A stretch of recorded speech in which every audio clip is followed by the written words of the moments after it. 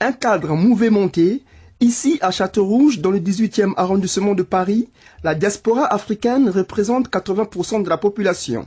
Parmi ces Africains, ces jeunes d'origine congolaise, diplômés en gestion, passionnés de la mode, arrivés en France à l'âge de 16 ans, aujourd'hui, il est fier d'être au milieu de sa communauté.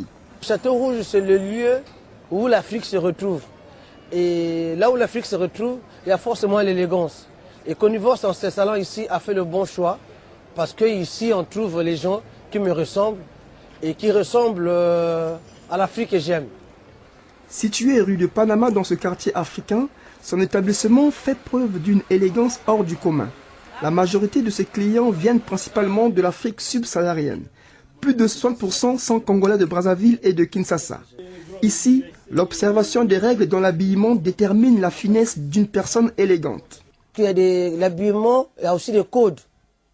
Vous savez, il y a des codes, mais ces codes-là, il faut en être du métier, ou bien il faut être, comment on appelle ça, quelqu'un qui aime faire de la recherche pour savoir qu'il y a des codes. Moi, je dis qu'il y a des codes. Il y a des codes, oui. Donc, c'est un art qui s'apprécie, mais qui est codifié aussi. Nous nous sommes rendus dans ce bar parisien. Ici, l'ambiance est festive et saisissante. Chaque soir, une centaine d'habitués restent longtemps discuter et rencontrer du monde. Ils aiment parler des dernières tendances de la mode. D'autres réclament la suprématie dans l'habillement en Afrique, comme ces Congolais. Non, les Congolais savent s'habiller. Nous, on était venus ici en France à cause de ça. Mais la sape, vraiment, c'est beau. On vit par rapport à ça. On aime les habits. Les habits, c'est beau. On connaît les habits. On est des connaisseurs. L'Afrique centrale, quand on parle des habits, c'est les Congolais. Les Congolais de Brazzaville. Ce n'est pas les Aïrois, ce n'est pas les Camerounais, ce n'est pas les Ivoiriens. Mais c'est les Congolais. Les Congolais de Brazzaville. Voilà, c'est ça pour moi la sape. Mais la sape, c'est beau. Nous, on est nés par rapport à nos ancêtres. Nos ancêtres, c'est des sapeurs. Donc on est toujours dans le même pied de nos ancêtres. On est toujours là. Parce que là, à Châteaurouge, moi, je suis dans les lieux de travail. Mais comme vous me voyez vous-même, vous voyez combien de couleurs qui sortent, même si c'est décontracté, mais je suis quand même modeste. Modeste, c'est par modéro. Modéro est égal à sapeur. Sapeur est égal à crack. Donc je suis là-dedans. Ces sapeurs possèdent un style vestimentaire impeccable et des gestes nommés diatances qui les distinguent des autres. Ben Mukasha se considère comme un sapélogue, une personne qui a franchi la perfection dans l'habillement. Ça, c'est quoi, en fait? L'arche de la diatance accélérée dans une zone de pas perdus. C'est-à-dire? C'est quand ce sont des pas perdus, c'est des pas, si tu fais un faux pas, tu peux tomber. Et donc tu dois contrôler dans cette zone des pas perdus, où les pas, où vous êtes livré à vous-même.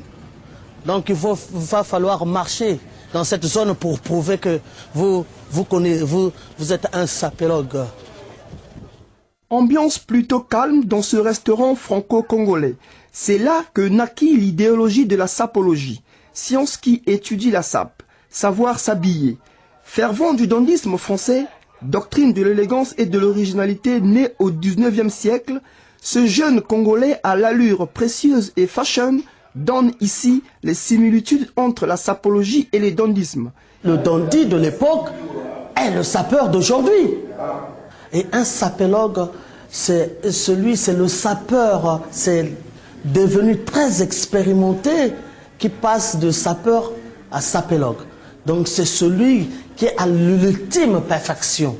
Il doit marier les couleurs dans l'inachevé, dans l'achevé et l'inachevé, strictement respecté.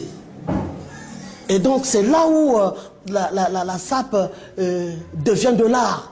C'est là où la sape devient une science, c'est là où la sape devient une couture, où tout est codifié, tout doit être codifié systématiquement et contrôlé dans les niveaux à ne pas faire une fausse note.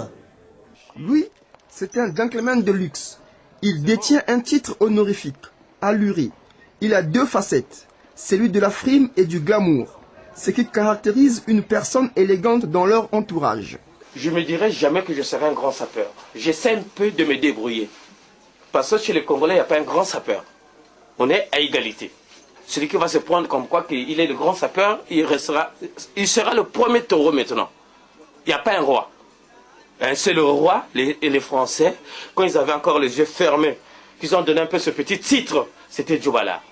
J'ai une façon de marcher, genre démarche mécanique, quoi. Donc c'est une pièce déjà chez les Congolais et tout, parce qu'il y a d'autres gens, depuis leur naissance, ils n'ont jamais frimé.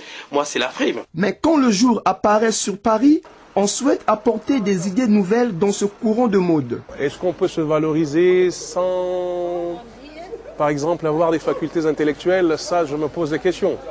On est sur la place de Paris où tout un chacun qui veut mettre une cravate, un costume peut se le permettre.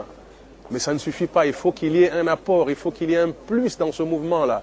C'est-à-dire que, par exemple, je vais prendre un exemple tout bête. On parle de SAP, mais il y a combien de Congolais sur la place de Paris qui sont stylistes, modélistes? Il y en a combien? Il faut se poser des questions. Il y a combien de mannequins sur la place de Paris, Congolais, qui défilent, hein? Si on veut prendre une certaine suprématie dans quelque chose, mais il faut qu'il y ait aussi des filières qui fassent, qui prouvent aux autres qu'effectivement ce peuple-là excelle dans l'art de s'habiller. Aujourd'hui, on compte plus de 1500 le nombre d'adeptes de ce mouvement. Dans quelques années, ce mouvement va encore attirer des tas de jeunes Congolais de Brazzaville qui rêvent venir à Paris, vitrine de la mode.